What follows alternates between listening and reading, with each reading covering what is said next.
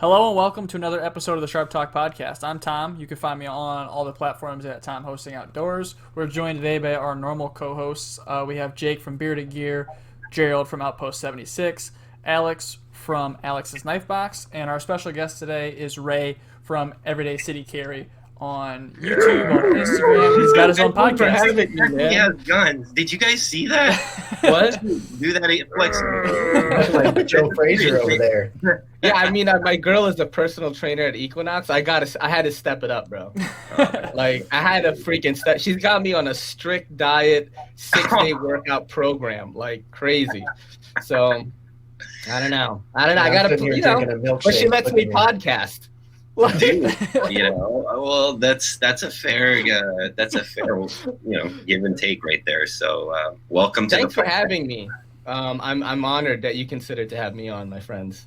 Oh my God, we're glad to have you on, and we're honored to have you, man. You've been doing some really, really good episodes, man. I've been watching those interviews, of course, because of like who my close friends are. I was really partial to that one you did with Bob, the knife junkie. Oh, he was so good, bro.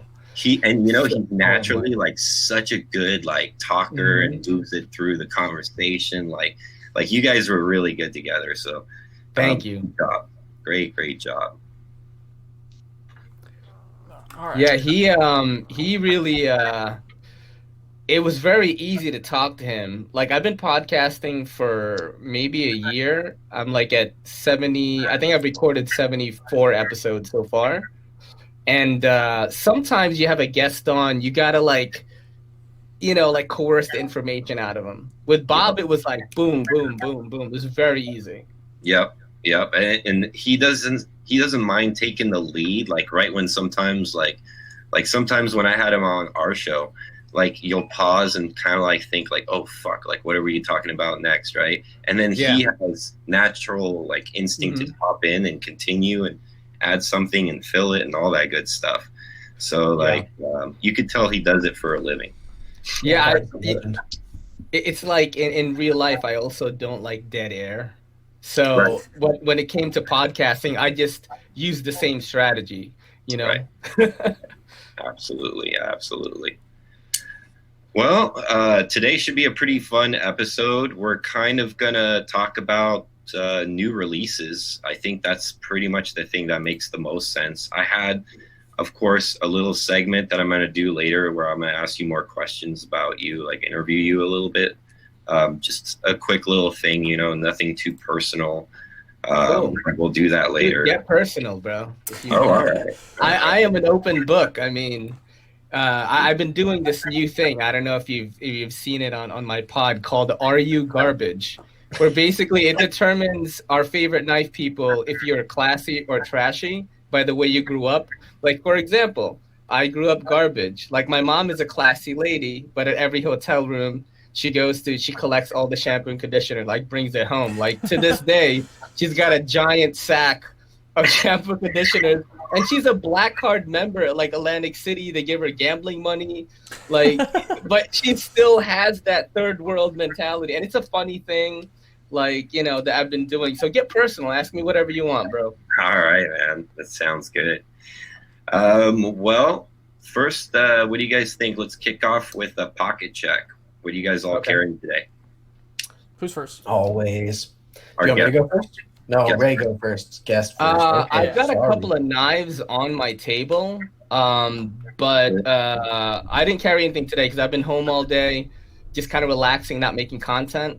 But the thing that I probably have been enjoying the most is a knife that Nick sent me, the Shabazz Man. Dude, This is that the Winter thing is so Blade Coat cool. Factor.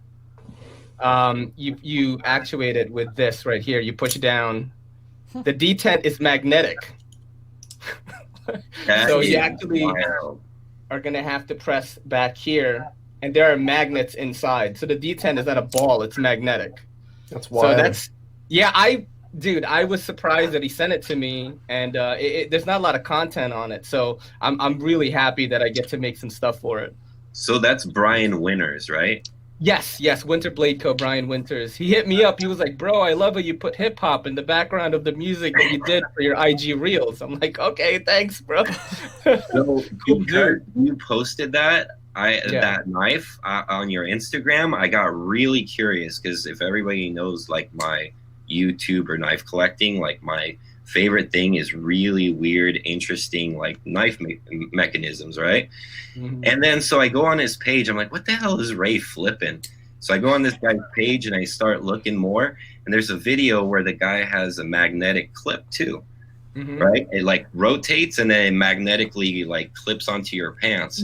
Like this is really cool. This guy's playing with magnets and then I didn't really look more like super into detail about the detent, but I kind of figured because I saw the clip and he talked about the clip. I'm like, I wonder if the rest of the knife is operated via magnetic detent, which you just confirmed.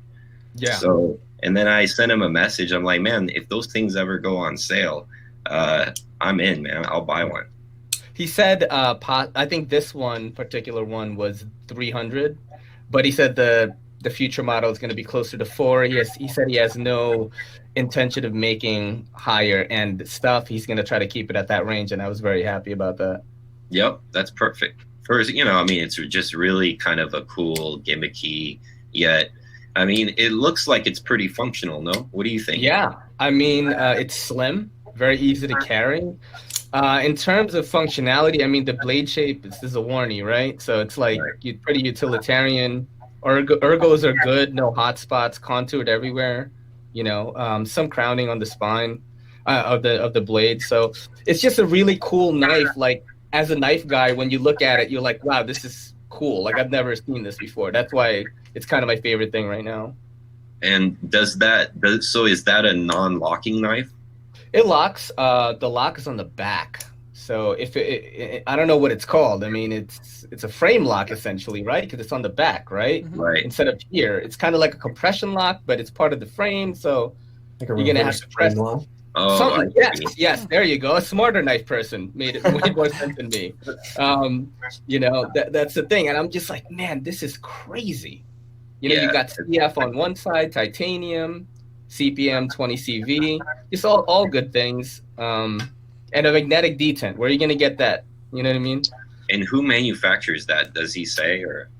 I didn't talk to him about that. He did talk in length about like the materials because I asked him so I could make like a cinematic style video for him. Because there's only one other video that I've seen about it, and that's where I got most of the information when I did the unboxing. Because I'll flash the specs on the screen, right? And I didn't get to ask about that. I probably should. I don't know. I have no idea. I mean, just looking at it, the fit and finish is good. I can't really say like we or Riyadh did it or something, but it's Right. caliber, I guess. Yeah. Okay. That makes sense. Man, that thing's cool. All right, who next? Gerald, what are you carrying? Of course, the Mannix. Nice. There's the Mannix.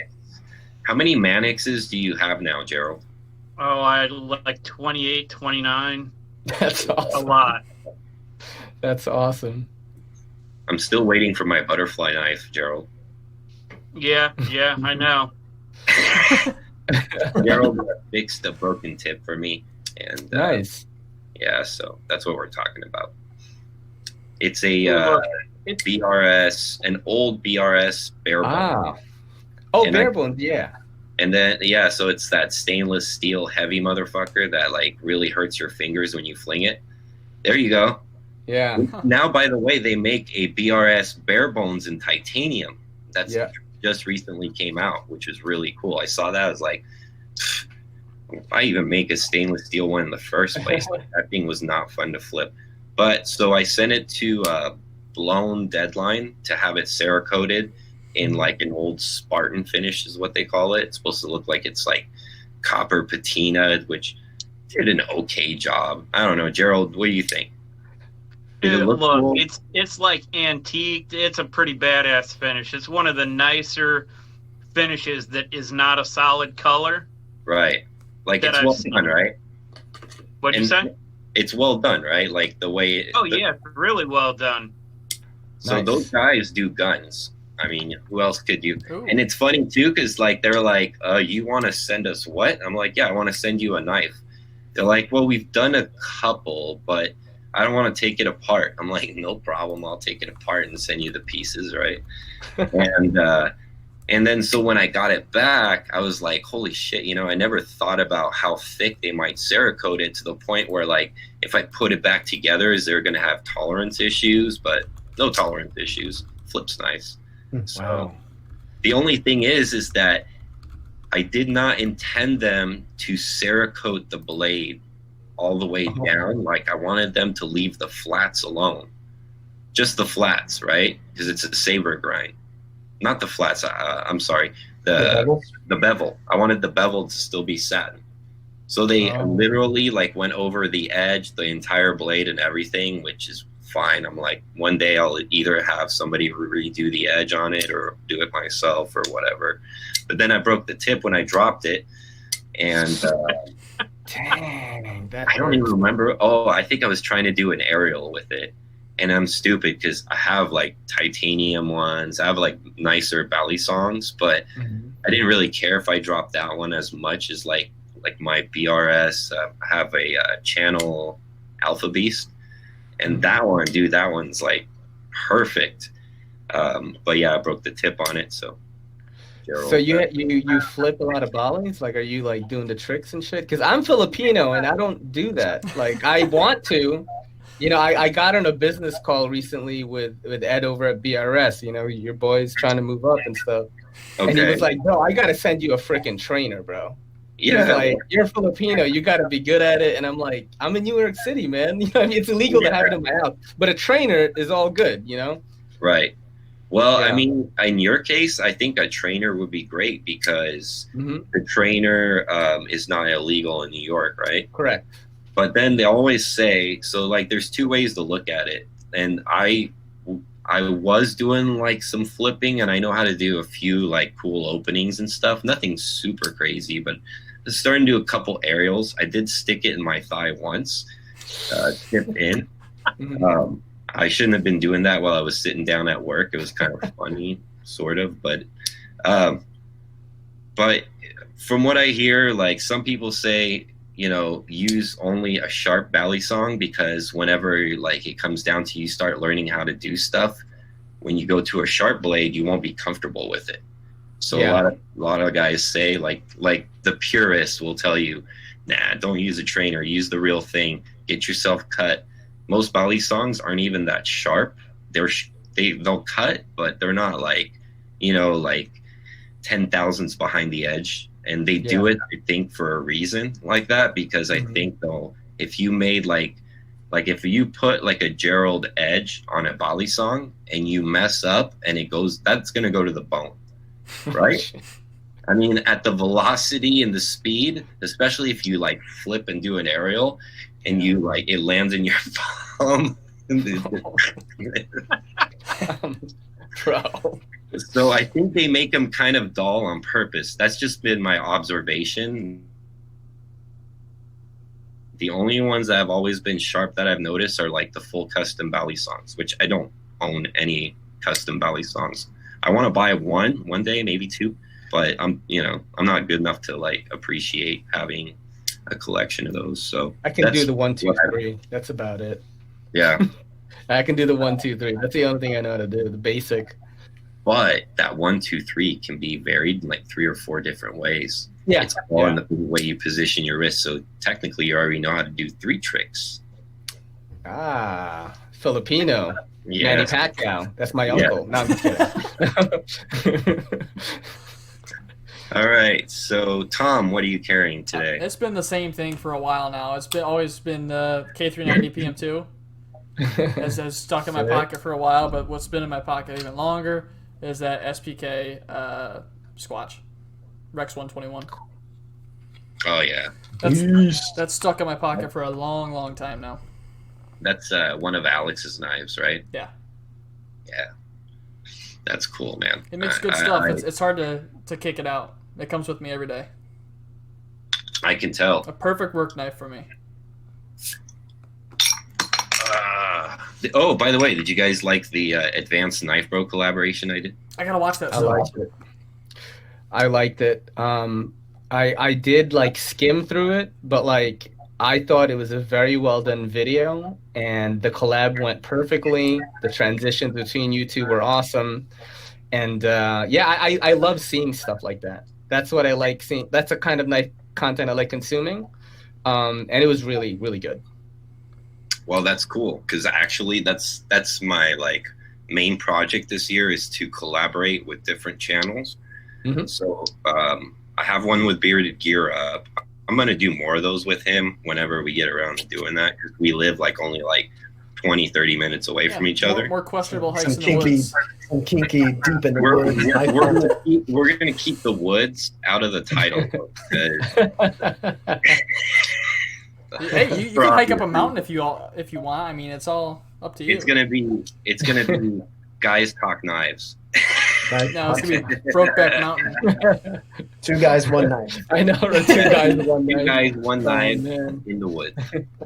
So but that was really fun because like Jake's got a really cool like following of fans and stuff. They really interact on his channel, so it's fun to read all like the comments and stuff. Yeah. On mine too, there's some funny ones, and that's what it's all about. And since like Jake and I have known each other for years before he even joined the podcast, I always like the stuff that he collects. He's at that kind of similar level as me, like the Olamics, and like then he'll go and buy a production, then he'll go buy like something else custom. Like he kind of plays in all aspects like I do. So that's what I really like about Jake's channel. By the way, Jake, what were you carrying today? Like always, I have 2 knives on me. Sometimes I have more, but at minimum, I usually have 2. So I have the new birch tree secant. Oh, I was kind of fascinated by that. It's really the background thing I've got dubbed in. I know. I was like, holy shit, is that thing polished or? I know. I'm like, man, that like, I thought the reflection was crazy. I'm like, It's holographic. dude, look, that knife even disappears when you put it further back. So yeah, What a this great is video idea. this is the birch tree secant. It's his new Wow. React production run. Super thrilled with this one. And That then blade is badass, dude. That looks a little bit more aggressive for a birch, right? yeah, it's got like the tiniest bit of recurve, and then it's a tanto. It's got a gnarly swedge on it. And then the other knife in pocket is the Urban EDC F5.5. Oh yeah. React built. It's based on Voxnaze's F5, but Yep. kind of a production smaller version. I'm Loving glad both you of these. bought that because I wanted to check it out, but I didn't want to buy one. Yeah, I can make that happen. Sweet, man. wow. Whenever I get with knife people, whether it's on a podcast or like on Instagram, and everyone's kind of like showing their knives, I'm just like, am I talking to royalty or aristocrats, or Rockefellers or something? Is Scrooge McDuck your father? Because I can't afford like half the stuff. Well, those are expensive. I live in the Bronx. I'm trying to keep the lights on here. I have my girl. I'm pushing my girl to do OnlyFans. You know what I mean? Like, she's 4'10". I'm like, you could get into midget porn. Come on. See, I look at other people's collections, and I feel like a peasant a lot of the time. It's all so rare. I have a question for you guys, real quick, since you guys are. This is not mine. Okay, Shabazz sent it to me, and when I was putting it in a knife roll, the HQ one, the micarta got like kind of scratched up, and I know you can't buy these anymore, and like I don't want to buy it. So like, is there anything I can Is do, it scratched or up? is this just like an accepted Is it thing? scratched up or It's just kind of dried like out? you know when micarta, yeah, dried out, I guess. Mineral oil is what I would do. I knew you guys Yeah. would know. And my anxiety has just disappeared. Because this is the first time he's ever sent me knives, and I'm like, fuck, I know. You can't even get these right now. So I was like, Okay, so that's funny you bring that up. Mhm. And that's an X series, which I think is produced by Riot, right? Sure. yeah, it's Steve Trapper, Brown I had micarta. the custom of that one. Yeah. And the micarta was so frail that if I even put it in a clip slip, it would leave a streak on it. That's exactly what's freaking happening here. I put it in a knife roll, I didn't do anything. I didn't drop it or anything. And then one day I was looking at it. I was like, man, this does not look like this before. So Yeah. I'm just gonna let him know. But I was kind of scared. You know, it's Shabazz, bro. I don't want to be like, hey, man, this that knife you sent me. Like, I have a Pina Front Clipper X Series. I have the Apache. I actually just loaned it to my buddy Jason, which is awesome because he just got into anodizing. So he turned all the titanium like a gold bronze. It'll be back soon. But mine's in the OD green micarta. And Reat micarta, in my experience, is the same stuff that's on this decant. For the first like couple of weeks that I have one, when I'm just carrying it a few times, it'll kind of go from like dry to like soak up the oils in my hands, and then like I'll sweat in my pocket, and that'll kind of pull the oil back out. But after a while, when it really kind of gets like impregnated with the oils a little bit, I find that it stops scuffing so much because it gets more saturated with the oils in your hands. But while it's still in that state where it's like drying out a lot, that's when it looks scratchier and it seems to pick up marks. So yeah. if you just handle it a lot, and like if you've got oily hands at all, just like rub your thumb into it, kind of massage it, it'll smooth right out. It'll get darker, and it really takes character from just handling and use. In other words, you didn't ruin it. No, you'll be fine. Okay, cool. But yeah, you know, for me, like when I bought my Pena front flipper, the custom one, it had even like more like really fine. It was like almost a triple layer micarta of 3 different colors, and like I said, I literally, and I was so careful with that thing because I bought it from Pena directly at CCKS 2019, I think it was. I was at that show. I probably held that night. I probably did. It was like the last trapper that he had, and I walked by it. And I flipped it a couple times. I'm like, if it's still here in like an hour and a half, and I make the round, I don't see anything I want, I'm gonna buy this one. And surprisingly, it was still there, so I bought it. But it was so fragile that like I literally had to sell it because I'm like, if I keep this knife, like I need to be able to put it in a clip slip because it doesn't have a pocket clip, and that's like my, you know, like given for having a slip joint. It has to go in a clip slip. So that's why I like his X Series knives, because his customs, even the front clippers, the Trapper Series, all that, they don't have pocket clips, but all the X Series ones do get pocket clips, which helps for right? Like, too. Why did Riot think of like making sure that happens and he didn't, you know, want to incorporate? But I guess if there is those purists that, which he's a part of that, technically that slip joint custom making community, like that guy. So he has to like kind of hold to certain like traditions, which is no pocket clip by all means, because I know he's got a huge fan base of very like purist slip joint fans, and I know he caters to those too.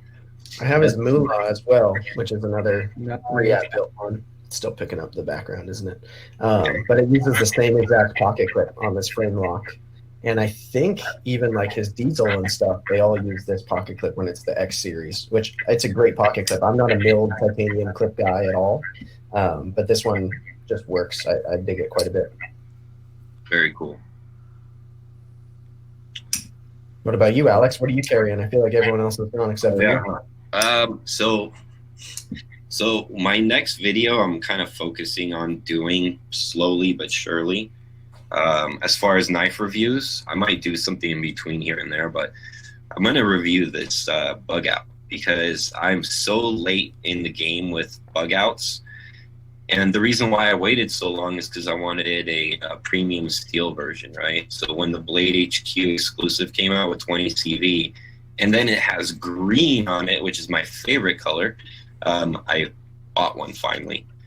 And it was like literally like 6 or 7 times that I was going to toy with buying a gold series one with the Damas steel. But I didn't like the Damas steel, to tell you the truth, as weird as that sounds. And so, I kind of held off, and eventually I got this. And I put some Aramis Alutech scales on it. And I still got another, I'm going to change the axis lock and all the screws to green, including the thumb studs too, because this green and the other green doesn't match.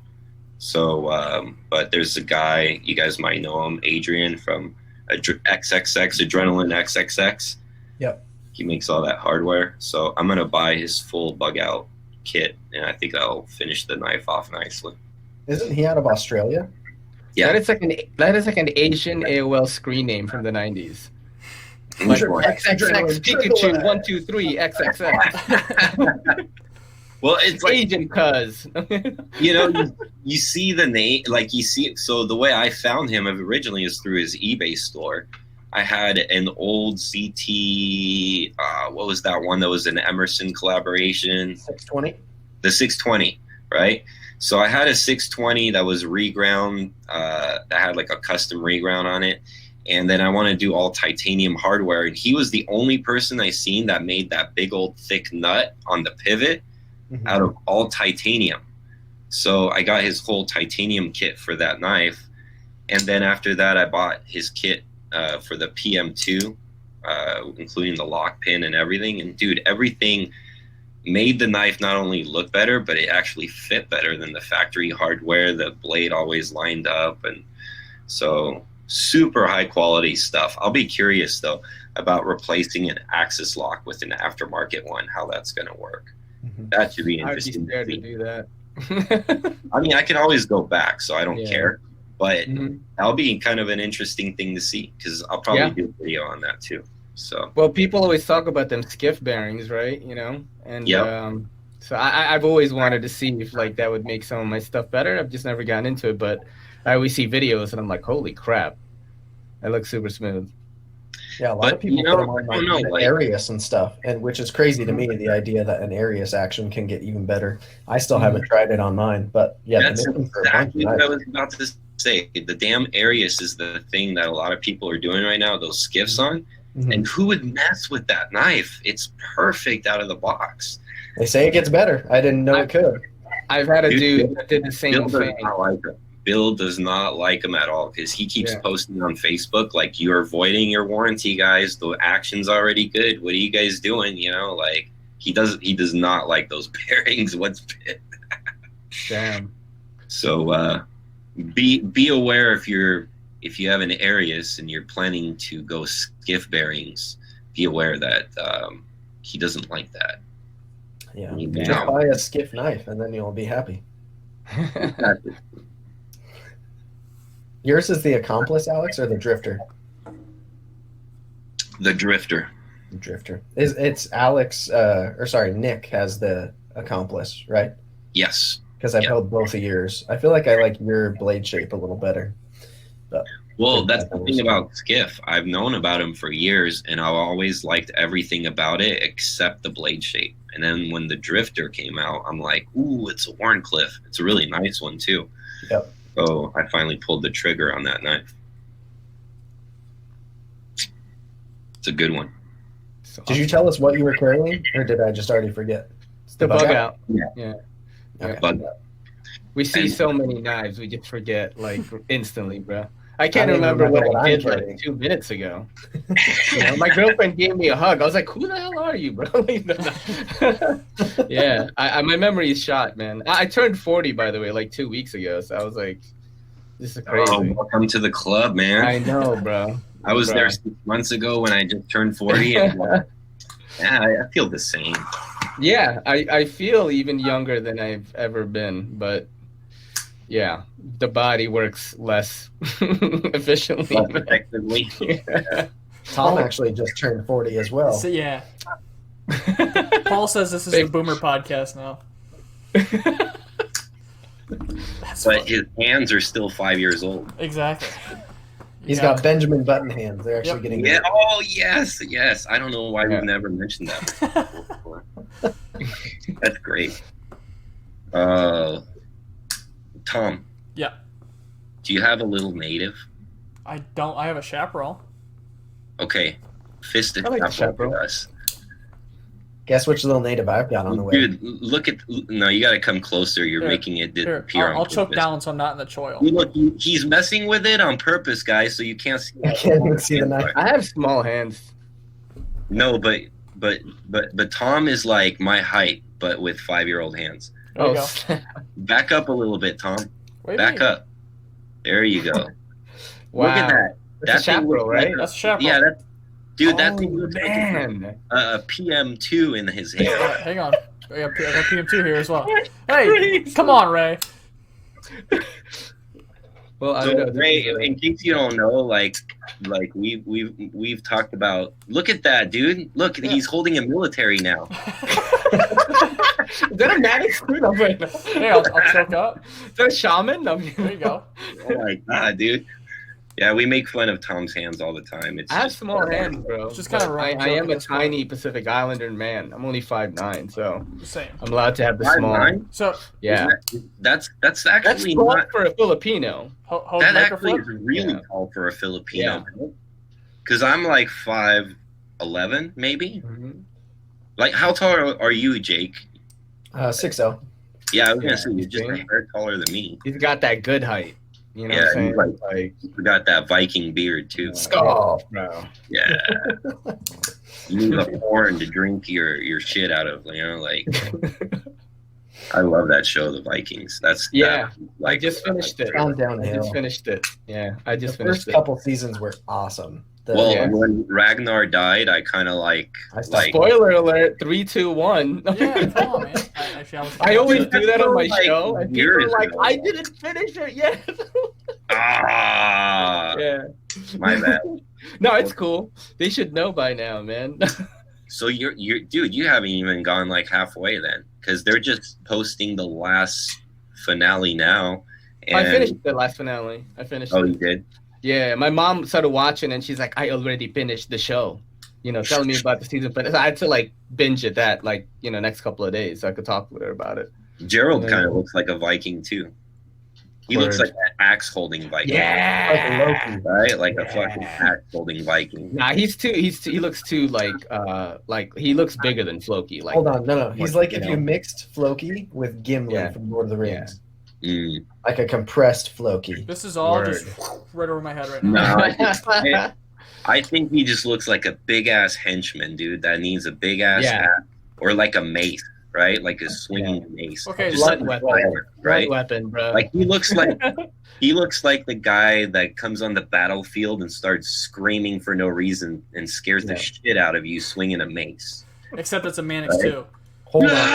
Ah, right? it's a Like, Mannix. It's a giant It's Mannix just a too. big Mannix. Like, Hear me out. If you gave Gerald a bigger beard and an eye patch, he would look like Thor's dad, Zeus or whatever. oh, like Odin. yeah. Oh, Odin. we got Anthony Hopkins on the show tonight, everybody. oh yes, I can see it. yeah. I can see it. That's the All Father right there. All right. And he's also Hannibal Lecter, so that's cool. Yeah. Well, yeah.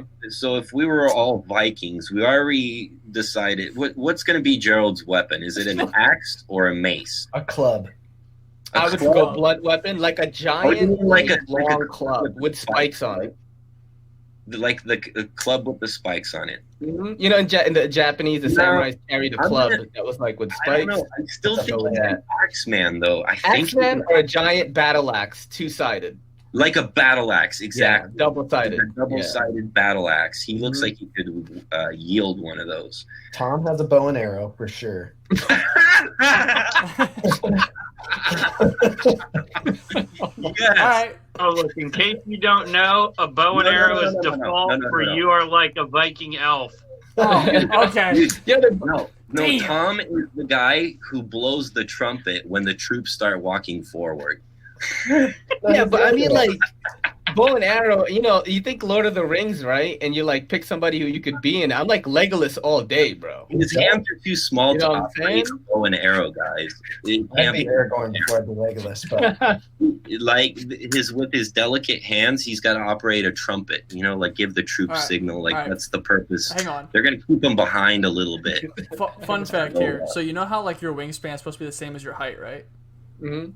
So I bought a bow not too long ago, and they measure like your draw length and everything for it. Yeah. So they have to measure your wingspan for it. I found out that my wingspan is 6 inches shorter than my height. So if you thought my hands were small, my arms are even smaller. He's a T-Rex. He's a T-Rex. Yeah. I'm the opposite. Yeah, my wingspan that's is crazy. longer than my height.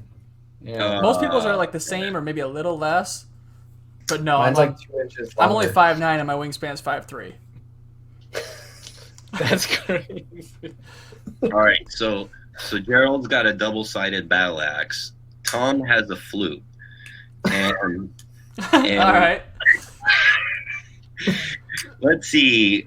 Paul, Dude, I don't Paul know. just called me the Ray- most Ray kinda ferocious reminds- flightless bird. Ray reminds me of I'm the Bugmark. dude pouring the wine for the guy. I've been enslaved. I'm the pygmy. Like, sir, do you want more meat?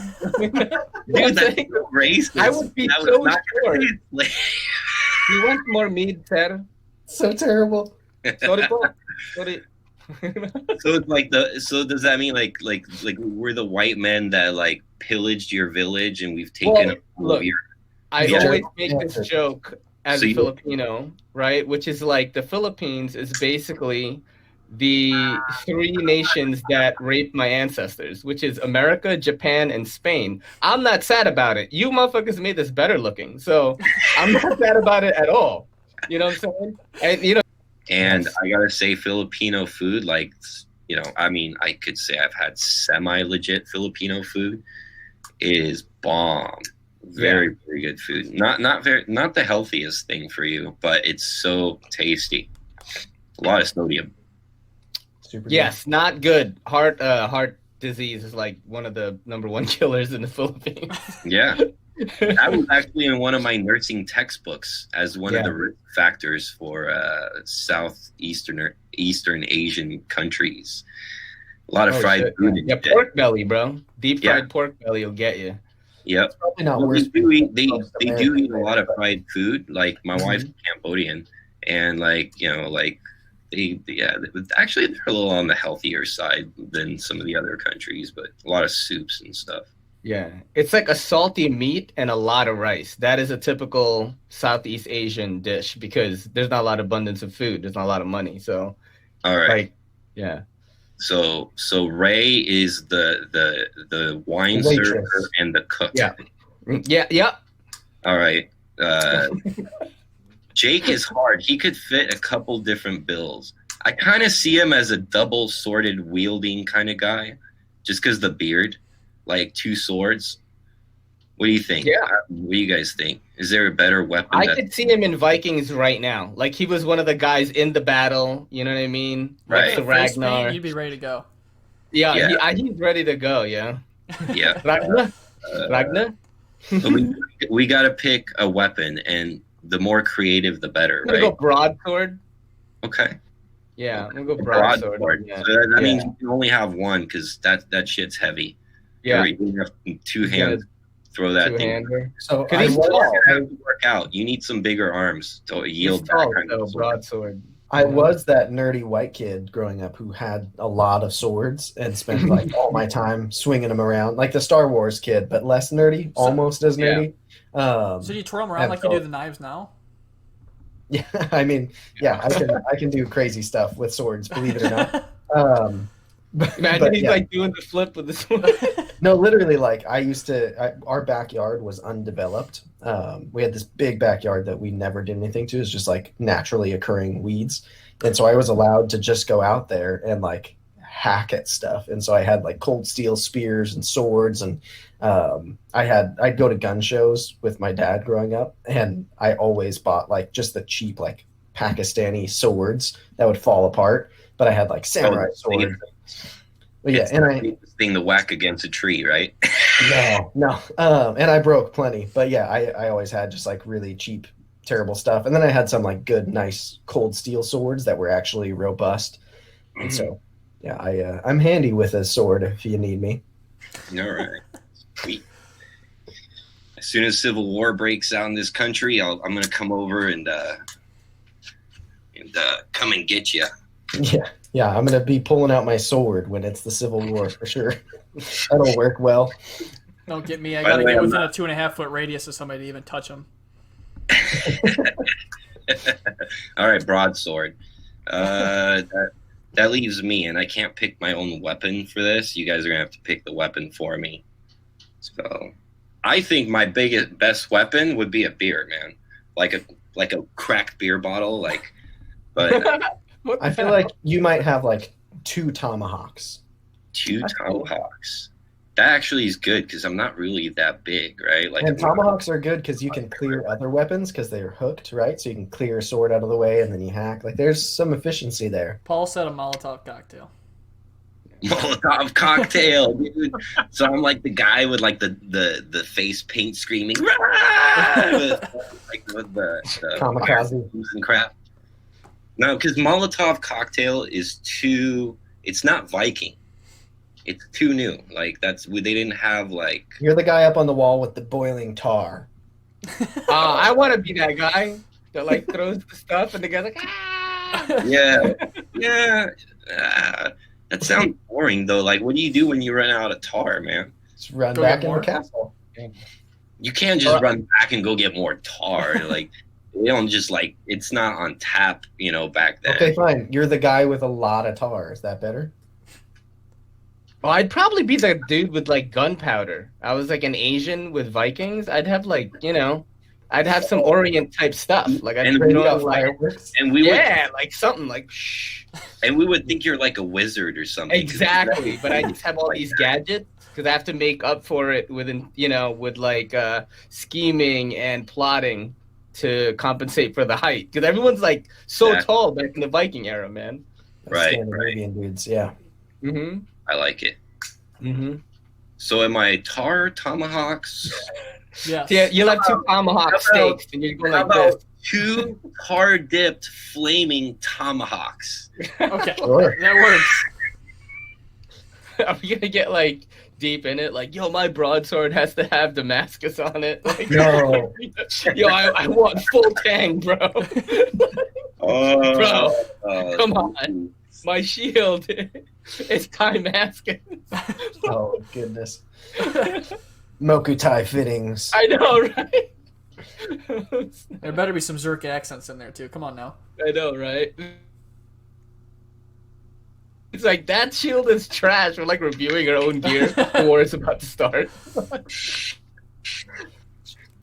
So what are you guys working on? Any new videos of your own? Just you guys want to talk about any projects that are coming I up? just shot one. Yeah, So- what is it? I got a factory second Maximet Paramilitary 2 that I wasn't sure what to do with. And so I created Project Maximet, and I reached out to Sharp Dress Knives because he's thrown the scales my way before. Just wanted to see if he'd be interested in doing one. And he provided me a set of dark matter copper carbon fiber scales, which are dope. And then I reached out to Blades We Love to see if he had hardware that would kind of go with it. And he had a set on hand. So I got a set of hardware from Blades We Love. That's like a brassy, coppery finish. And then I did a ferric chloride treatment on the blade. And Maximet gets like black, and ferric chloride gets super dark. And so I just put this together. I think it was night before last I shot it. So the first video will go live actually tonight after we finish this of the unboxing. And then it's like an hour-long video of me disassembling the knife, treating the blade, reassembling it. But I tossed an MX clip on it, a whole bunch of hardware, and new scales. And I took the blade like black, which is really cool looking. Looks awesome. Very cool. I like the way that one looks. It looks really nice. And kind of a change of pace for me because, I mean, most of my videos are just knife reviews, whether they're shot here at home or out on the trail. Like, I'm mostly just reviewing knives. And so I'm trying to sprinkle in stuff that's not just all reviews all the time. So it's kind of a different, just fun project. Yeah. Very, very, very cool. Actually, that's a very interesting project. I'll be looking forward to watching that probably I can see it better on camera there because I really want to see that copper dark matter looking carbon fiber. That looks pretty sure. rad. I put a picture on my Instagram too yesterday of the knife done. Nice. But yeah, the videos should be pretty fun. I imagine a lot of people will fast forward through a lot of the process of getting it modded just because it's so long. But Right. in my typical form, I like to just put things up kind of as they happened, and people can fast forward if they want to. Right. Tom, any new project? Nothing really in the works right now. You do some really awesome freaking steel videos, man. What the F happened to you? So I don't know. It's just gotten less and less. And well, the Sasquatch is part of a long term video, but I mean Rex takes so fucking long to get through an edge that I mean it's months out. I don't know. Just haven't really had anything trip my trigger lately. Nothing that popped into my head. Be like, yeah, I gotta make a video on that. That's the way I do it. I used to love it. I don't try and like edge macro shots we used to do. I can The I edge still do that. macro shots are really rad. There's just nothing that. Yeah, well, I mean, you still do that, but that's only when you post a video, right? Yeah, like Which once is a month now. Maybe. Don't say maybe. It's like what? Go look. It's been like once a month. Dude, I'm subscribed. I hit the bell. Okay. Did you? I know. Hit that like button, smash that subscribe button, bro. Exactly. I'm gonna fill my pool with Cheerios. Like we all become like real YouTubers. Oh gosh. Dude, I do that though. That's my strategy. Is like to just post a lot and like have my viewers come there for me. Like whether it doesn't matter what I'm checking out, do the Patreon, more podcasts. That's kind of like what I've been doing. I had this really interesting young lady on my podcast last Friday, which gotta tell you, I thought maybe is this legal or not? Because she was 16 years old. She's a knife gal, about I want to say over 4,000 subscribers on YouTube. Damn. Reviews like Shiro's. She reviewed the Haptic, like really sick knives. Shares a collection with her dad. what's the YouTube? Jadine Orb. Jadine Orb. Orb with an E. ORBE. And the first thing I asked when I got on, I was like, hey, I just want to make sure this is cool with your folks, right? And she was like, yeah, it's totally cool. My dad watches your channel all the time. I was like, oh, and I did like the thug life. Because like, but she was very interesting. Posts once a week. She also does like fashion and vlog stuff, like teenage girl stuff, but also knives. Like she'll do a pocket dump. She's like, this is my Burberry wallet and my LV bag, and this is what I carried today, a Spyderco Paramilitary 3. Like, you know what I mean? Like a Para 3. And I just found that kind of content interesting because it's going to bring like the younger audience, also a female audience coming in. So in 10 years, that's the people that are going to be interested in knife content, right? If they've been following her for that long. And very interesting pod that I did with her.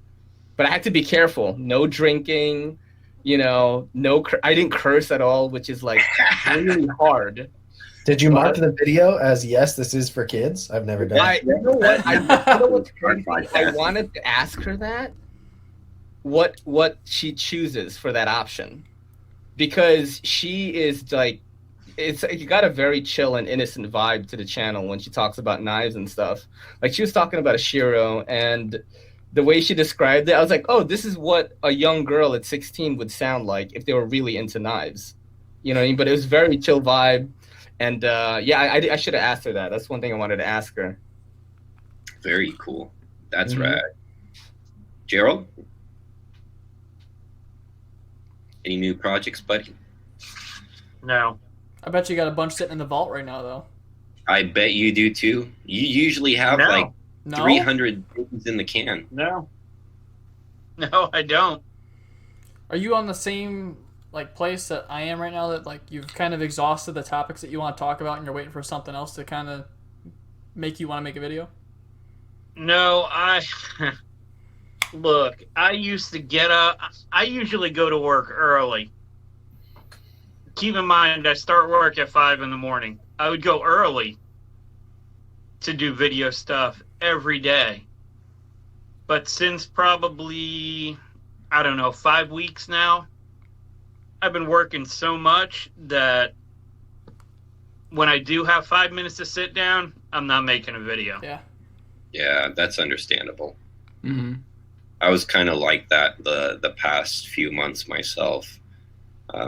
So I completely understand. And actually, I just released a video today talking about my plans for my 2021 channel, and stuff like that. And and that's one of the things I mentioned is I've been kind of not feeling inspired the last few months. So when you're not inspired, I rather just not record when I'm not ready to. I don't want to just release anything, right? Exactly. And I know, I think, I've been talking to a couple other channels and stuff, and I think the way to the secret to blowing up fast on YouTube is to I think tabletops is kind of hard to do. I think showing your face and attaching your personality to your podcast and being more personable is going to bring people to follow you more regularly, versus doing hands and tabletop, right? And then the other thing with that kind of thing too is, damn it, I lost the train of thought. There's a second part to it, but you guys know, right? I think that because I started recently rubbing elbows with the Knife YouTube elites, right? I've been invited to the inner circle somehow, and I chat with these guys that have like massive like subscriber counts. Some of them are full time, and it's like everyone has a different strategy. You know, you look at Advanced Knife Bro, he posts like once a month. Cedric and Ada is posting whenever. But then you got guys like Metal Complex that are posting multiple times a day, affiliate links, just very precise technical YouTube stuff being applied. You know, that was part two, daily upload. Look at Bearded Gear. When I had him on my podcast, less than 1,000 subs. Look at where he's at now. Neves Knives. When I had them on my podcast, no one was commenting on their channel, but look at where they're at now. They're doing lives. They're making money, bro. You know what I'm saying? But it does take work. It just depends on what you want from your channel. If your channel is a hobby, you like posting and talking about stuff that you like every now and then, that's cool too. You know, like I'm going at it to be like the Rogan of EDC. Like I want to have a podcast big enough that I can get cool people that knife guys want to hear about, but like we don't normally talk to. You know what I'm saying? Like that's why I'm posting like all the time. Dude, I'm on TikTok, I'm on Twitter, I'm on Instagram, I'm on Reels, I'm on YouTube. I'm posting every day. Sunday is my only day off, and on Sunday I do one podcast for Patreon, and then I did this one, and then I did another short podcast with the old bag, my lady, to intro the podcast for JD and Orb one. So it's like I treat YouTube and making content as like almost a second profession. Right. And I work at my CBD shop 6 days a week from 12 to 8. So it's like I do all my YouTube work in the morning, and then I think of it like that. But I'm not saying that's the right way. That's just how I do it. You know, like it makes me happy to do it that way. And I think with your channel, just do what makes you happy. You know what I'm saying? Like, don't feel like you have to post all the time. But if you feel like doing that and you feel like that's what's making you keep going, then do it, you know? Right. Well, see, for me, I feel like and I think it has to do more with, because the fact, like, I have like a busy home life. I take care of elderly grandma, and then I have a 3-year-old daughter. So like, it's not even really like the time that I have allowed to do it. It's finding the quiet space to record, right? And that seems to be my biggest challenge. I don't have like a room dedicated to quiet. Like I have a family member everywhere. So that's been my biggest challenge, is finding quiet time. So like I like how Jake does it, because Jake just goes out where there is quiet time, right?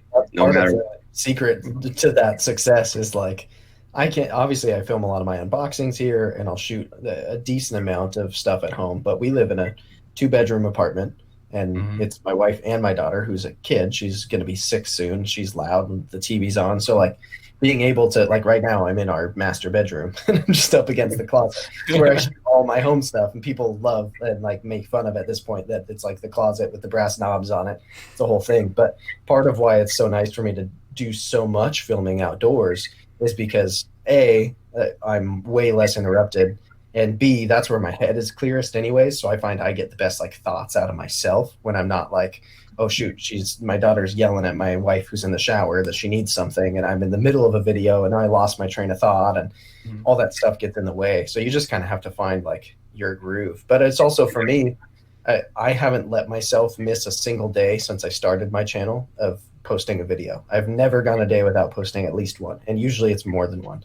Same thing with Instagram. Since I started my channel, I haven't missed a day of posting. And for me, as long as I hit those baselines, I stay in the groove. And I just know, like, if I let myself tomorrow not upload a video, then next week it's easier to skip a day, and then it's easy to skip 2 days. And so for me, it's like I am treating it at this point. I've quit my day job. I work on other things as well as my channel, but my channel is like, I kind of treat it like a startup. I'm putting all my energy and focus and like my drive into it. And so I'm engaging on multiple platforms. I started my personal podcast. I'm on this podcast.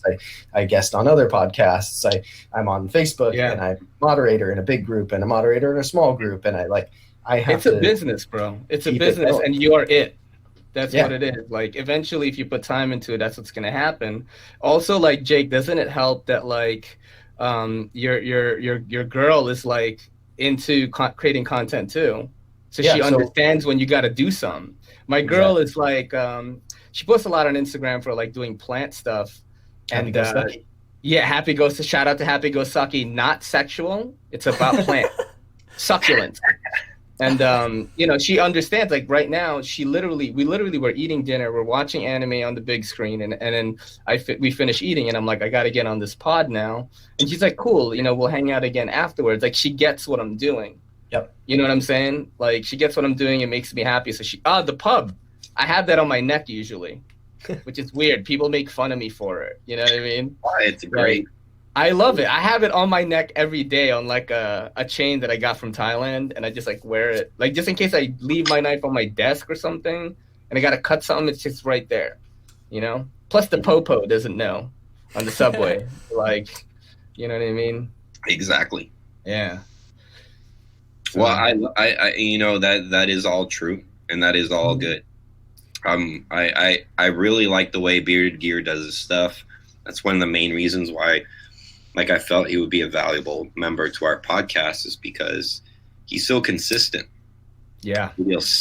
Maybe he'll kind of whip my slacker ass into shape a little bit. You know, I'm like, yeah, I gotta start doing some shit. But I am planning to be more consistent. Like last year, you know, was my first year doing YouTube, and I learned a lot of things. That last collaboration video I did with AKB, that must have felt awesome. Dude, I learned so much about editing and clipping, and I had to figure it out on my own, like how to, like, you know, like, it's a long story, but yeah, I learned. It was done very well. The audio was crisp. Video was crisp. I was very, very impressed. Thanks, man. Well, you know, an AKB had much better audio than I did. Yours is pretty good. Yours is pretty good, bro. I tried, you know, the best I could do it, because it's a voiceover. Yeah. And so here's the thing that's interesting, you know, because you guys do writing and stuff. So, like, I wrote a script, and this is the first time doing AKB style, right? And so me and AKB both wrote a script. We emailed it to each other, and then we just kind of like, you know, tied it together. And so I guess most people write a script and then they film, right? I don't. Well, it depends on what it is. If it's a voiceover, I do bullet points and a small script. But I have to improv a little bit of that NYC urban stuff that people expect for me in there. So, like, I'll throw in words that aren't on it. But the bullet points for sure, the script, the guidelines, you got to hit certain points. So your script is first, and then your video recordings then after, right? My video recording, this is a good thing. I love that you brought this up, because this is why I wanted to have AKB on, because I also like to pick people's brains on how they make their content. That's like my favorite thing to do on a podcast. So with me, the way I used to do it before was what's dope about it, what's whack about it, or if you should forget about it, right? I don't do that anymore, but that was the structure of my videos before. So I'll have literally on a notepad, like, what's dope about it, bullet points, steel, you know, whatever it is, like aesthetic, something like that. Then what's whack about it, I put the bullet points, and then forget about it. It's like the conclusion. And then I will have to film videos, small videos on each thing. And what's annoying, and I want to ask you about this because your audio was so clean. I was so impressed with it. When I do an unboxing, I still use the same equipment, but the audio editing is not as crazy because I can leave the breaths in there because you're watching me. I have a triple camera setup, right? When I do an unboxing. Right. So you're seeing my face. And if I take a breath, like, and then I go into another word or another sentence, the audience accepts it. But when you're doing a voiceover and you take a breath, you have to edit that out, bro. Do you know what I'm saying? You should. Yeah, I do that. So I've been doing less of that because that audio work is like a 30 to 45-minute job sometimes. And I don't have that kind of time anymore. So I've kind of had to remold what I'm doing. So I do a lot more unboxings. And when I do a review, you can still see my face. That way I have that cheat code of taking a breath, which the audience can accept. It's weird. I can also accept it. But when I tried to do a voiceover without editing anything, and I was like, this is terrible. I have to. Dude, I ran into the same problem. Yeah. So here's what I did. So AKB, the way Mhm. he does it. Now, keep in mind, he's a trained film student, right? Yeah, he's awesome, by the way. He's fucking awesome. Oh, yeah, absolutely. He's my favorite.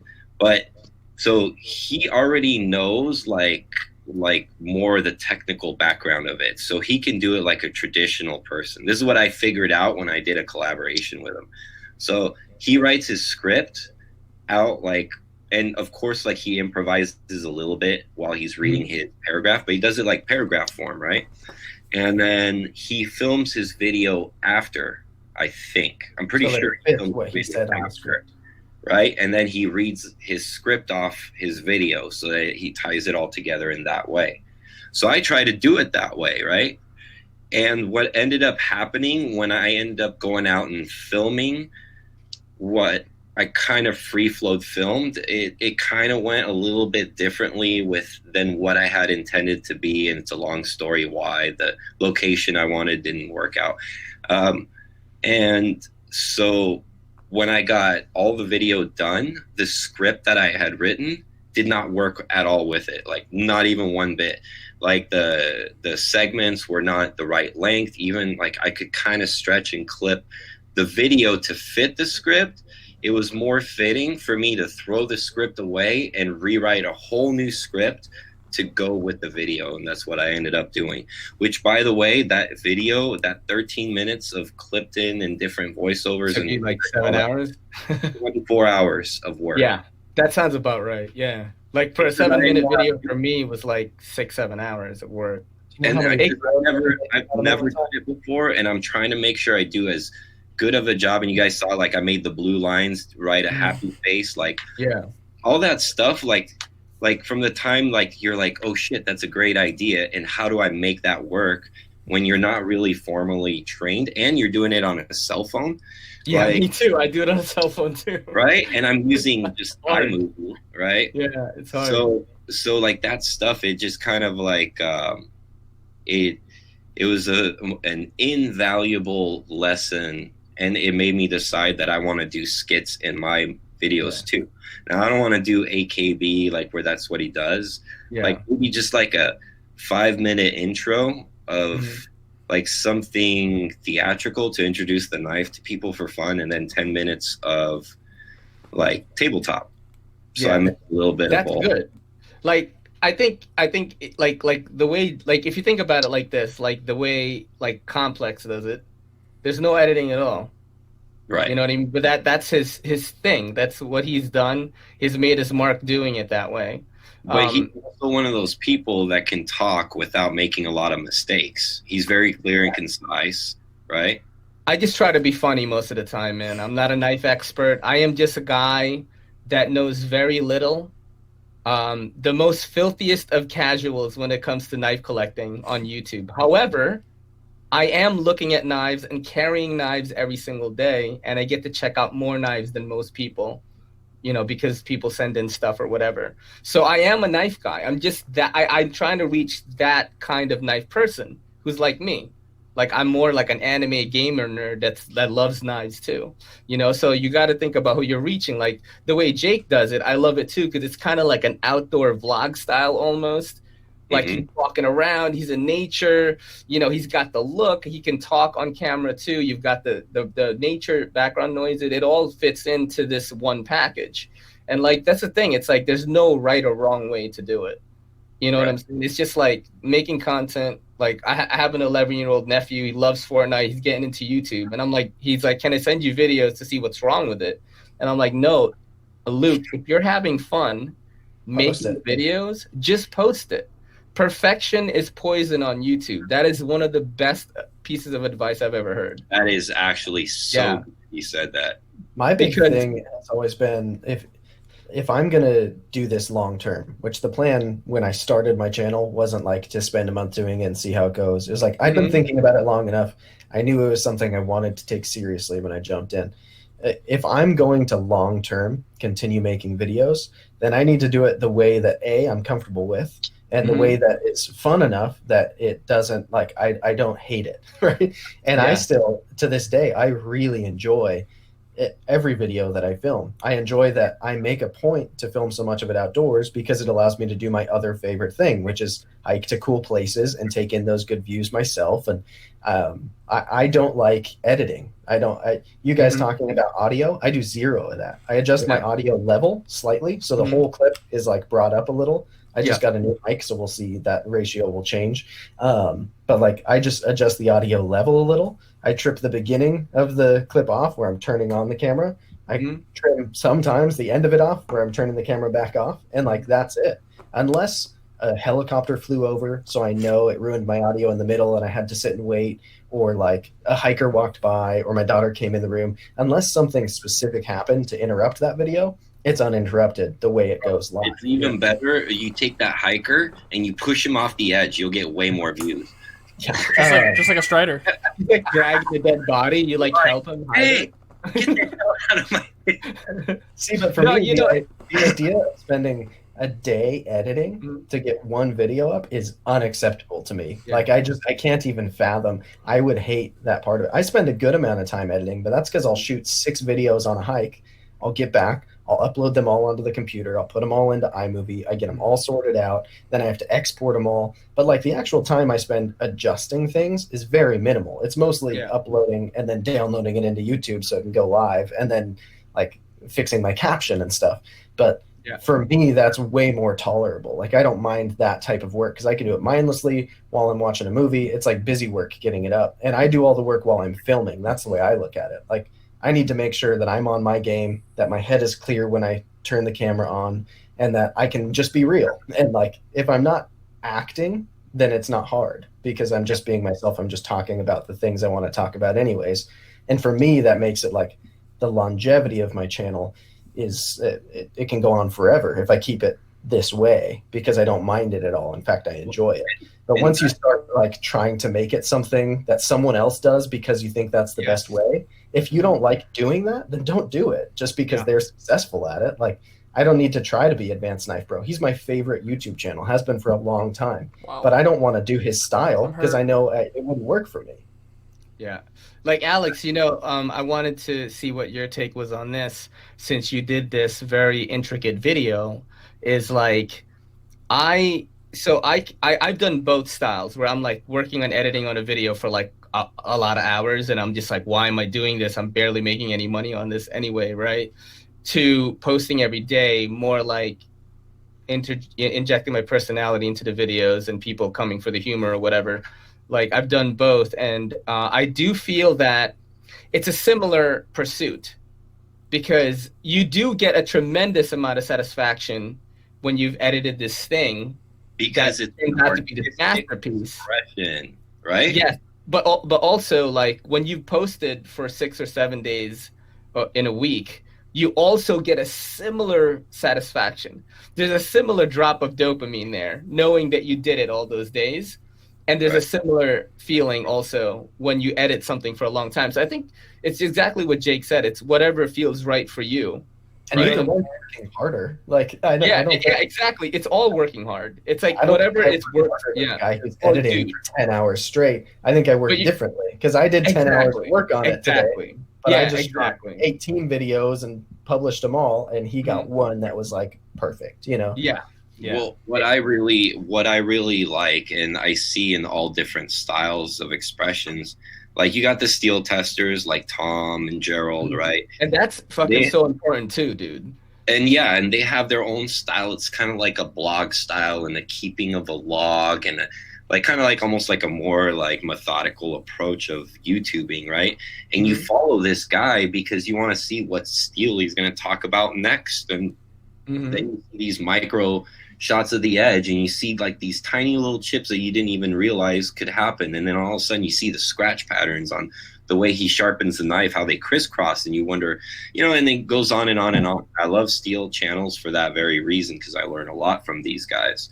Yep. And then you got like Bearded Gear is like a personality, right? Like people love to see the face and like get to know the guy. It's like when you're watching a TV show and you get hooked on that character and you feel like Vikings, right? Like I love Ragnar. I'm like partial to that character. I almost feel like I know him, right? So when you show your face on YouTube and like these people feel like they become like personally attached to you in some way, right?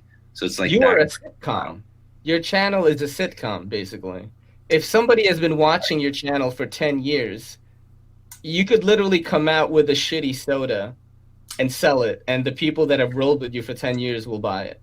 Right. Because they've grown up with you. It's like watching Fresh Prince or Family Matters or something. Exactly. You know what I'm saying? It's like these people are that's how I feel with the people that watch my channel and the Patreon members. It's like, when my girl proposed to me, like I got engaged, she proposed to me, everyone congratulated me through the DMs and through emails and stuff. And it was because that's when I started to realize like, podcasting is allowing people to know I am this person.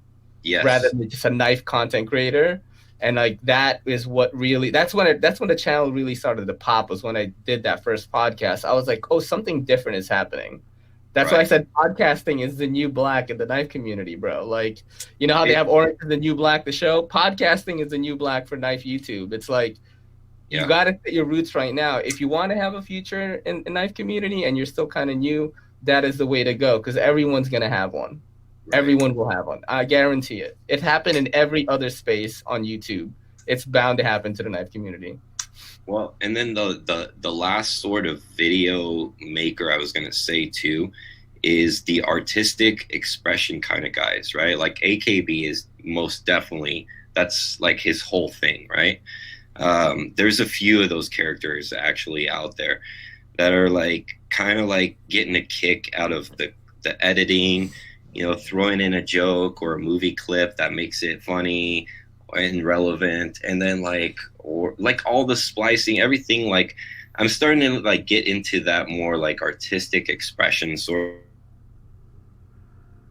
of thing, because I'm bored of doing tabletop. Like I know enough about knives that like I really don't care about specs anymore. I can look at a knife and you tell me a couple little things about it, and I can already tell you if I'm gonna like it or not. I've already held like, you guys have all held 1,000 knives or whatever it may be, right? Like you don't really need to know the cutting edge is 2.87 inches. I mean, that's just me actually. Like I don't really care about specs anymore. That's just, so now like I'm more in like, how can I make this a little like short film or like something entertaining with the very little resources that I have and the lack of knowledge that I have. Let's see how creative and how fun I can make this. So it's almost more like I'm creating it for myself, if that makes sense. I think that's the way you should look at it. You should create content you want to watch. Would you watch it? That's the thing. Right. And when I watch myself, I'm like, man. It's also discouraging because there could be like literally a 5 or 10 second clip that could be 10 minutes into your video, and you realize everybody's only watching like 3 out of. Oh, Alex disappeared because his computer ran out of battery. Yep. That's hilarious. He was replaced by the pug. He was. The pug came into view, and Alex said, "I'm out." I'm surprised his computer made it that long. Hour and 15. My cat's huge. That is a big cat. He's a rag doll. He's like 13, 14 pounds. But he's very chill. You could do whatever you want to him, and he doesn't care. Yeah, most cats are not that way. No cat I've ever had. He's pretty cool. His name is Robin Williams. Hold on. I'll be right back. Mad at him, you can call him Mrs. Doubtfire. So, Gerald, I have a question for you. All right. I watched one of your videos on AR RPM 9 steel from Artisan, and I just shot the other day. It'll go live probably tomorrow. Part 1 of me testing this Arroyo. Oh, I love that. So Kevin, Lefty EDC, some of you guys probably know him. Awesome dude. Yeah, he doesn't really use his knives all that much, but he's like a grumpier old man than any actual old man that I know with his knife taste. It's hilarious. Anyways, he was curious how the steel performs, and he knows that I get outdoors and use my knives. And so he had it sent to me first, and this is his knife, but he Amazoned it, came here. And the plan was that I'm going to just basically test this a whole bunch until I get it dull. I'm not like measuring by feet of cardboard. I'm not being scientific about it. I'm just recording as I use it. And so the other day while I was hiking, I did a bunch of just like literal like chopping against a log. I Arroyo? batoned with it. Yeah, with this. Damn, Feather dude. stick. And the edge, I was like floored. It actually hasn't, there's virtually no perceivable damage on here. But That's I the was watching RPM something. RPM 9. Yeah. Yes. The artisan steel. Yeah. And so, Gerald, I saw in your video with RPM 9, you had a really difficult time sharpening it. But, No, deburring it. right. So, Oh. but when you were testing it, I couldn't remember for the life of me. I should just watch the video again. But did the steel perform pretty well? And then deburring it was the No. issue? Because I No, thought it deburring it was was going to the be like issue. D2. I rolled it on a pine 2x4. Really? Yeah. See, because I was hacking at Aspen. You'll see the video. I'll send it to you when it goes live. I literally, for like 5 minutes in the beginning of the video, I was just hacking at this Aspen log, I'm right? back. What's up, Alex? Oh snap! And I so already- after My a computer few, died. I'm on my phone now. It's so cool. after a few minutes of hacking at this log, I was like, all right, I'm going to change it up. I batoned with it, feather sticked with it. Nothing was happening. So I go back and I baton or just hack at the log. It's not like that heavy of a knife, so there wasn't that much weight behind it. But it was just like I was going until my arm was hurting, and I didn't get a roll, didn't get a chip, nothing. And I was shocked because I felt like Interesting. it was more than I was like performance than I was expecting to get out of it. I thought I was What going to do model that. did you use? Not Jake. Outpost. What did you use? Which model of Oh, the same thing. Arroyo? Damn. I actually have a Rhea, an Arroyo, and a Sea Snake. All of them were super hard to debar. Yeah, and they didn't perform well. The short of it is it reminded me a whole lot of VG10. That's good. That's not- VG10's good. Yeah, it's not a terrible spot to be in, I guess. No. Yeah, For man. like something budget, I guess. I mean, my I've my got the next C step stick on right it here. is my next step is just going to be a bunch of cardboard and zip ties like around the house stuff since outdoors like I could have kept going and like put on gloves, but I was just like getting to where my forearm was tired and my hand was hurting. So I'm curious to see how it'll do with just a bunch of processing cardboard. Maybe that'll be rougher on it for some reason, but I thought it wasn't going to be nearly as, I don't know, I guess tough as it was because I was hitting it hard. I got no rolling. Wow. Alex, turn that phone sideways. Hold on 1 second. But it'll be okay. Paul asked. Oh, We still need to have Paul on the We do. podcast. How have we not done that? Paul is going to be a I'm- guest at some point. I think I'm- Paul recently, like not that long ago, won a giveaway of some sort on IG. He won a cool ass knife. I can't remember what it was. He Paul, won. tell us what it was. He won a shirt or a sweatshirt from us. Yeah, he did. Well, and deservingly so. He's like our #1 fan. Absolutely. I'm going to be honest. I totally forgot until this very moment that there's such a thing as a Sharp Talk podcast shirt. There's a merch store. It sorely needs an update, but there's a merch store. I'm finally making Fine. merch, man. Finally got somebody to make me a logo. Yeah, this like Emmy award winning guy that's a knife content creator like made my logo. Backpack B? Yeah, bro. It's so sick. It's like a neon sign with a polar outline with the city in it. It says Everyday City Carry. He did a video for me. Cool. That's awesome. I was, he's just my homie. He was like, "No, bro, don't worry about it." I wanted to give him money. He was like, "Nah." I'm like, "What? This would have cost me like $400, bro. Like how crazy it looks. It's like some pro thing. Like I never would have expected that. I Yeah. just saw it today for the first time. But Alex, I have to dip out soon. Did you want to ask Oh me yeah, some stuff? Like, I Al- did. We got away from the time. We didn't even do the freaking it was releases. That's it okay. was fun, bro. That's why this podcast was hot, bro. You had the hot Asian on here. It's fucking smooth, bro. Smooth, baby. All right, so let's wrap up with asking a few questions for Sure. Ray here. So, Dude, are you He's in the are darkness. we ghost hunters right now? dude, I'm outside. All right, so This is ghost hunters, bro. right now, all right. You're cutting in and out a little bit, Alex. Anyways, how long have you? How long have you been doing your YouTube channel, and how long have you been doing your podcast? I am less than 4 years in on YouTube. I thought I was 4 years and over, but I'm not. I checked. I'm about 3 years and change. Podcast for I want to say a year, but I have not missed a week in 74 episodes. Damn. So, yeah, and I started doing the Patreon also every week. So I do, dude. My schedule next week is absolutely insane. Monday I got Jake. Tuesday I have Carlos EDC.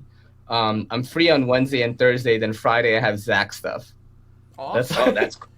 Yeah. So what I love like to that. do is I And- like to book my podcast in advance and get like maybe a couple of weeks in, and then I'll kind of like chill and just make content. So I'll know I'll have a podcast every week to upload, and then I'll just kind of hang out, you know. Oh, Jake, by the way, we're gonna play Are You Garbage? I hope that's okay on the podcast. Let's do Dude, it. people love the game. I'm gonna ask you questions like, when you were growing up, have you ever owned a chia pet? Like things like that, like really funny stuff. I got you you. know. The answer is yes. All right. So next question, Alex.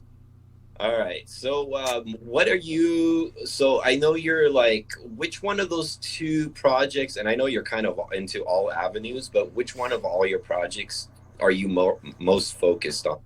Because my guess would be the podcast. I really like podcasting, but there is one thing that I set up a couple of months ago, where I had this guy named Blade Chops on, and he is a knife modder that does these insane chops, where he would chop like a capara into a 3-inch blade length, and it looks factory. He also mods the handle scales. It looks so clean and polished. So I had him on my podcast, and then I asked him right then and there. I had the idea. I said, "Listen, would you want to mod one of my knives, and then I'll send it to like an anodizer, and then after that, I'll send it to a person that knows how to sharpen. And then at the end of the whole thing, we will get on a podcast and talk about the process together, right?" So I sent in a 0450 CF ZT. He shortened it to 3-inch blade length, perfect for NYC. Then Lindy Lou and Richie B are going to do the ano work on it. And then Neve's Knives, Jared is going to freehand sharpen it. And then we're going to get on a pod and have like a mega pod about modding and this crazy knife and what the process was like. And everyone is shooting content along the way. That's probably the biggest project I have on right now. And yeah, it's with Lindy Lou and Richie right now, the knife. It's already been chopped. It's awesome. Like the action is crazy for a 3-inch. You guys know what a ZT 0450 is. Like, Yeah. great action. Think of it when ZT was good. You know what I mean? Yeah. NYC style, basically. Yeah, and they're gonna do some crazy ano work on that, and they're probably gonna do some crazy wash on the blade too, and then Jared will sharpen it. So kind of a crazy thing. Yeah. Yeah, actually, Lindy Lou's a fantastic ano worker. I don't know what you call those guys. Yeah. She's like almost pretty much like Stassa level. So Yeah. pretty cool. Dude, that is like the premier knife gal that is actually a knife gal that's also cute at the same time. I've told Richie and Lindy this. Like they're a very rare breed. Where Right. it's like Lindy will do a knife review like the best of us, but she's also like this kind of cute girl at the same time. You know what I'm saying? So yeah, pretty awesome. It's always awesome to watch couples, and the same Mhm. with the Neves and stuff. And Yeah, Neve's another one. right. So they do this funny thing when I've been on their live chat. So if you buy like one of their stickers, and like there's a little pose on the sticker. Oh yeah. She'll try to mimic the pose. So I saw someone do that. I'm like, oh, dude, that $5 is worth like $10. You know, Yeah. like, It's brilliant. it is brilliant. It's brilliant marketing. I tell Kelly, I'm like, look, on my Patreon, it says if you pay $100, I will send dick pics. I will send feet pics. You know what I mean? Like that is literally on my letterhead. No one's paid it yet. Like what? Sounds like a deterrent more than a. It's a reason to go right up to that line and not cross it. I'll send 99, but I will not send 100. So I made a video recently, right, of like my 10 goals for 2021. My channel goals, right? Like the things I'm going to kind of change up or attempt to. What are yours? What are your 10 things? 10. Man, I mean, that's a lot. That's putting you on the spot. That's a hard thing. The thing is like I want to keep this pace up, right? It's kind of like a Jake pace. Like I'm posting like every day almost, but it's like multiple platform posting. Like I make a TikTok, I have to spice it up for TikTok. Like, you know what I mean? When I'm talking on TikTok, I have to say things like, check out the G10 scales, my guy. I don't talk like that, but for TikTok, I got to change it up. So it's like, I got to make content for every single platform that I'm on and kind of keep that groove going. Jake was talking about a groove, and like I feel like I'm on that now. I want to keep that going. My subscriber count has been increasing steadily since I've been doing that, and I just want to keep that pace up. Bigger guests. A goal is always to improve the equipment, the podcasting equipment, become more professional, like when it comes to podcasting. Well, I will say this. I actually have two things to say to you. The first thing, I've heard you say it when I remember this one thing you said to me when we were doing your podcast together. And I've heard you say it a couple times, even at this show, where you feel like sometimes you're not like as up to par, like on your knife knowledge. But the thing is, Ray, you got to understand, like, you sell something completely different and something almost even a little bit more difficult, which is yourself. And so please stop short selling yourself, man. Like, dude, you have something freaking awesome. And that Joe Rogan podcast theme that you got like in your head, that's exactly like what I see when I watch your show. And the one thing that I learned when I guest on your show, I was like, holy crap, this is fucking genius. We're not talking about knives. We're talking about everyday shit. And it was so, and this is kind of like this podcast, usually we talk almost exclusively about knives, yet you come on my show and Tom's show and everybody else's show, and you bring this vibe into the room again, where like we're not even talking about knives exclusively, like we're having a fun get to know. I had fun on this show. Like we're talking about goddamn Vikings. Yeah, I know. It was freaking great. Like it's over an hour, like an hour passed already. I'm just like, oh snap, I gotta hang out with my girl. I'm like, babe, give me a few minutes. You know what I mean? But understand this about yourself and your personality, and your channel is literally like a one-off, and you're doing your own thing, and I love what you're doing, man. So please stop short selling yourself. You're freaking, you got something really cool going on that nobody else is doing, and that's the one thing I love about your show is I love getting to know the guests, right? Like I know enough about knives. Like I said, I kind of like, not that I don't care, and I'm obviously doing specs and stuff for the guys that like that stuff, but to me, like, I think I've watched so much YouTube over the last 8 years that I've collected knives. Like, I'm looking for something new. That's why I like watching Advanced Knife Bro, because it's not about the knife. You're watching like entertainment, right? Yeah. And you're still getting to look at knives, which you like. And the same thing with the channel. I get to see knives. I love watching you and your chick flicking knives at each other and, throwing shit at each other and arguing each other soon, bro. Dude, like, what happens? So, like, man, you're doing such an awesome thing. Just keep up with absolutely outstanding stuff. And you definitely know plenty about knives. So don't ever think less. So now my final question to you is, do you have any questions for us? You answered the Mike Carter question. The next question is probably like, how do you fix a bent clip? Because I have had such bad luck with these knives from Shabazz. The other one, I had a ProTech Malibu, which is probably the best knife I've tried in like the past 3 years, right? And I was helping a customer. It was on my pocket. I didn't even drop the knives. I would understand if I dropped them and it was my fault, right? I had the knife in my pocket. I was in a pocket clip. It was just clipped there. And we had this wood table in the center of the shop. And I'm talking about CBD, trying to sell these people some CBD. And like, I clipped the table, bro. And I bent this clip. Did it bend And outward or like to the side? No, it's just kind of like looser. You know what I mean? And I would have to bend it downward a little bit, but at the same time, it's like I have to tell him, right?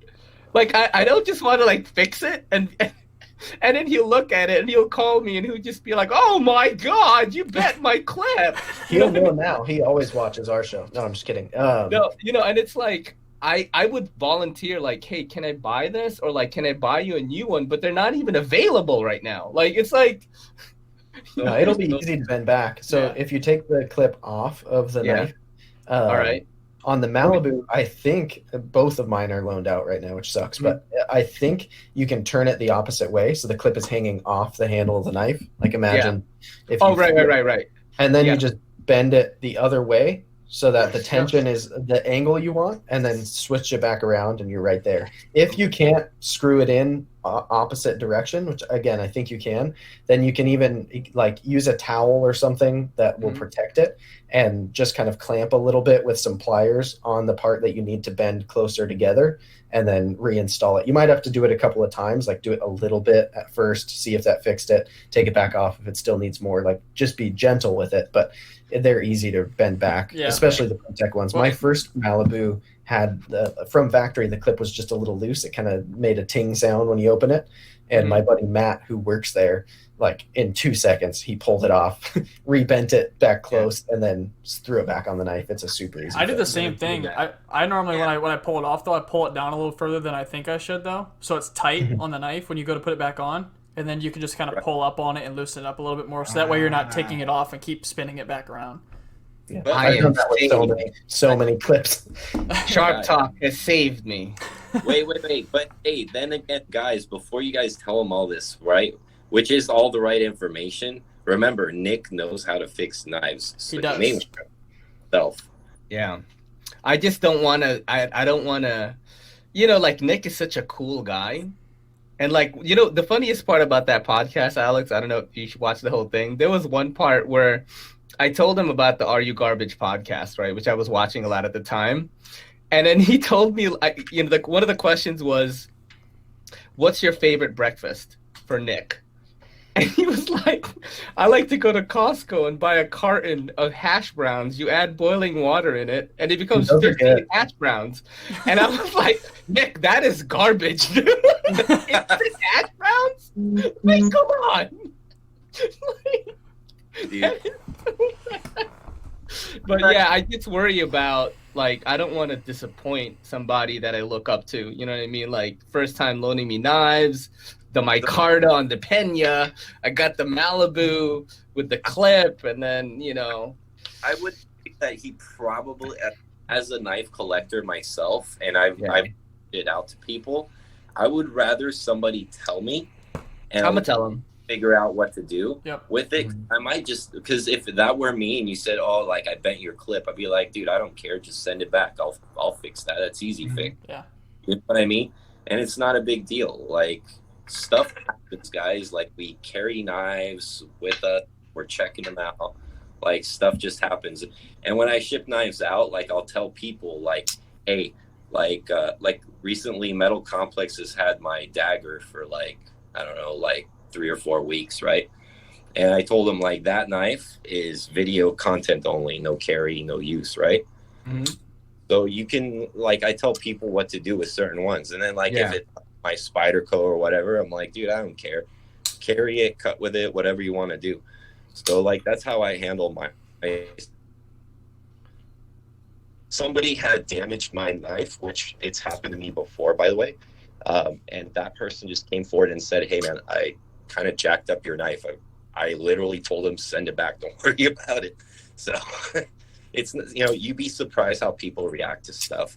But like I said, the only reason why I say that is because Nick has literally done 1,000 videos on how to fix and how to maintain, and he can't even take, and it's literally taken apart 3 days later for a video. So like, he can't help himself. So that would be my take on. Anything else you have for me before I? The old ball and chain she's being a Viking right now. I will let you go. A 4'10" Viking. What's her weapon? You go before. What's her weapon? She likes really like stubby, like small knives. It's like weird, which is because my dick doesn't look like that. But I mean, that's what she likes. Yeah. All right, Tom. But thank you for having me on, guys. This is amazing. I will definitely do this again. I didn't know it was going to be such a breezy, smooth thing. I talked about having guests on where it was like a lot of dead air and I'm just trying to pull things out of them. But coming on here, I felt very welcome. The vibe was really cool. A lot of laughter. Loved it. Awesome, Thanks for coming, man. Thank you, guys. You're definitely welcome to come back in. Absolutely. How do I get out of this thing? Yeah. Look. If you're ready to go, I can remove you actually. Okay, yeah. Peace, guys. Check out Everyday City Carry on YouTube and on Instagram. And on TikTok, I do the whoa with knives. No, I'm just kidding. I don't do that. Also on Twitter at EDC Carry. Peace. Awesome. Have a good See one, you, Ray. Take care, guys. Have a good one. That was fun, man. I love Absolutely. that guy. He's so fun, man. What a personality that guy is. He's like Paul just said, he's like an Asian Super Seal Steve. He really is, man. And he's funny. Wait, like Super Steel Steve isn't Asian? No. Dude, Super Steel Steve is he's the Irish person looking guy I've seen, man. Gerald, I'm supposed to ask you where's your TikTok or what's your TikTok? That is never gonna happen. Oh, you only have like a full minute, so you're gonna have to get your cut test videos into that minute span. I think videos do best on there when they're like 15 seconds. So. Oh fuck. Wow. We're screwed. Yeah, I don't do that. We got more footage just in sped up cutting than that. I tried putting my that video where I dropped the clone strider off the cliff and made it look like it was an accident. I tried putting that on TikTok and it was up for like a couple hours and was doing well. And then they removed it for community guidelines violation, showing dangerous acts, which any knife video I've ever tried putting on there, just like something I post on my stories and Instagram anyways, like, oh, let me see if I can put it on there, always gets pulled. So I've given up. There's a couple people who try on there. Like Ray does really good on there. Ray's got My a buddy bunch. Brandon, Everyday Minimalist, he crushes it. He gets hundreds of thousands of views on there, has tons of follow. Like, it's crazy. But I'll let them have that space because I have no interest. Well, and Ray's got a really good like TikTok type personality. He like does. he really appeals to that younger crowd, that techie crowd, and like he's got that fun like like he can talk the language. So he's perfect for that platform. Definitely. He was a fun guest. I'd like to have him back again. Oh yeah, absolutely. Well, and I think every guest we've had has been pretty damn fun, man.